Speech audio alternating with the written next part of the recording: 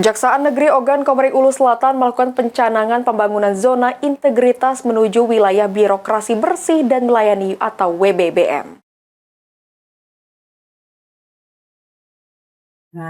Menuju wilayah birokrasi bersih dan melayani. Pencanangan ini dilaksanakan pada kegiatan apel sekaligus melakukan penandatanganan komitmen bersama pembangunan zona integritas menuju WBBM di halaman kantor Kejaksaan Negeri setempat.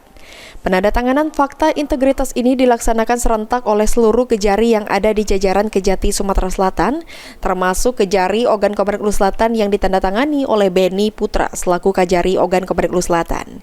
Pelaksanaan apel pembangunan zona integritas menuju wilayah birokrasi bersih dan melayani ini bertujuan untuk pencegahan tindak pidana korupsi, serta meningkatkan kualitas pelayanan publik untuk mewujudkan reformasi birokrasi dalam mencapai good government. Membangun komitmen, menyatakan sikap kita untuk melakukan pembangunan zona integritas menuju wilayah birokrasi bersih melayani, dan tentu ini semua butuh komitmen kita bersama, butuh tekad kita bersama. Sri Fitriana, Pol TV.